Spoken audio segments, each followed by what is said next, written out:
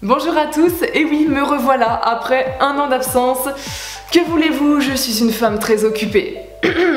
Bref, me revoilà sur YouTube pour vous partager une réflexion que je me suis faite par rapport aux gilets jaunes. Enfin plutôt en lien avec les gilets jaunes. Sur Twitter, un réseau social que j'affectionne particulièrement.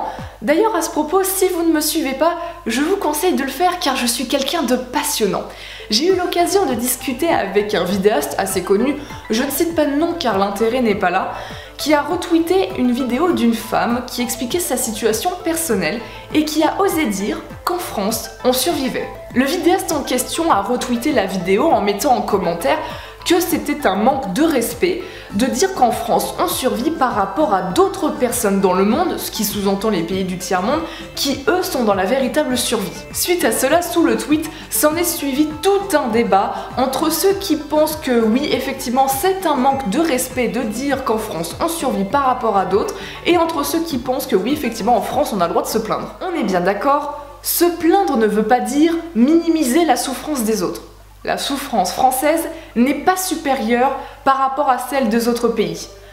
Par contre, dire qu'on ne survit pas en France, c'est faux. De nos jours, il ne suffit pas d'être SDF pour être en condition de survie. On peut tout à fait faire partie de la classe populaire ou de la classe moyenne pour être en survie. Dans ce contexte, survivre ne veut pas forcément dire frôler la mort, même si on s'en rapproche. Se préoccuper de ses besoins fondamentaux, c'est-à-dire manger, boire, respirer, être propre, maintenir sa température corporelle, en ne faisant rien d'autre de son existence, c'est de la survie, même si tu n'es pas SDF.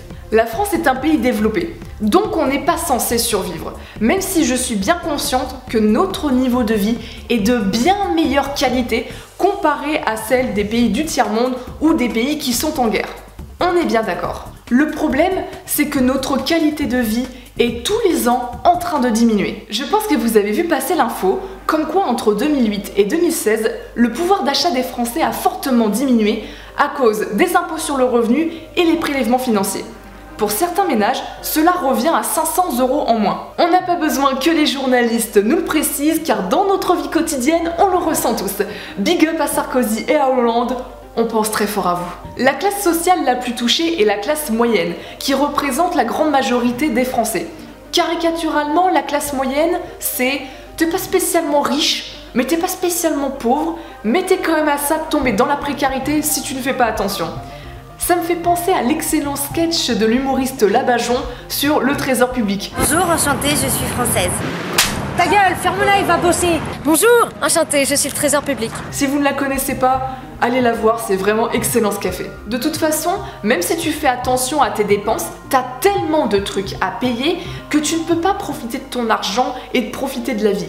Si t'es pas propriétaire de ton appartement ou de ta maison, t'as ton loyer à payer tous les mois, ou alors t'as fait un emprunt à la banque qui fait que tu es enchaîné à celle-ci pendant les 20 voire les 30 prochaines années, et il suffit juste que tu perdes ton travail entre-temps pour te retrouver endetté. Même si t'es propriétaire de ta maison, l'argent que tu ne dépenses pas dans le loyer, tu vas le dépenser dans les impôts qui vont être plus chers.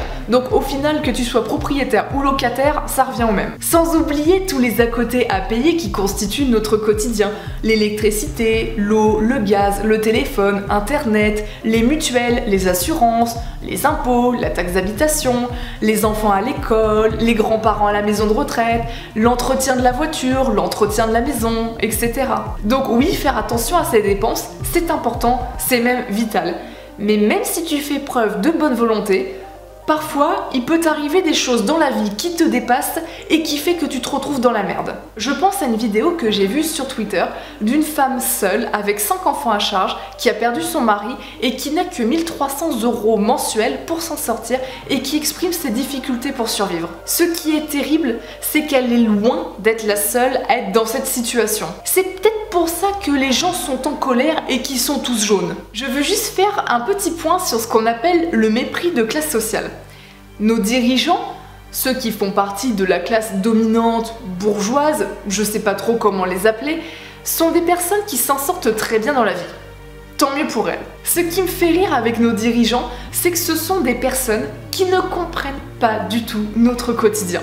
Et qu'est-ce qui me font rire à chaque fois lorsqu'ils se la jouent près du peuple, avec leur pseudo-empathie et avec leurs difficultés qui ne sont clairement pas les nôtres. Vous vous rappelez l'année dernière lorsque Macron expliquait que lorsqu'il était étudiant, il n'avait que 1000 € par mois? Pour ma part, j'aurais bien aimé avoir cette somme quand j'étais étudiante. Et c'est cette même personne qui te dit que pour trouver du travail, il suffit juste de traverser la rue. Ou alors Marlène Schiappa qui a annoncé sur Twitter faire partie de la classe moyenne. Oui, c'est sûr qu'avec un père historien et une mère chef d'établissement scolaire, elle fait partie de la classe moyenne supérieure plus. Ou alors un exemple plus récent, celui de Gérald Darmanin avec son El Famoso restaurant à 200 €. Sans le vin, s'il vous plaît. Faut pas abuser non plus. On a la valeur de l'argent. On sait ce que ça représente de vivre avec un RSA, ou alors de vivre avec un SMIC, ou un peu plus qu'un SMIC. Donc lorsque j'entends leur situation de vie, lorsque j'entends leur peine et leur souffrance, ça me fait doucement rigoler.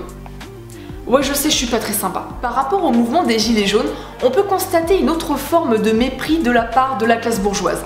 Je vous lis un tweet de Mathieu Kassovitz, donc c'est un acteur, scénariste, réalisateur français. Le peuple qui se bat pour protéger son confort, je ne l'aime pas.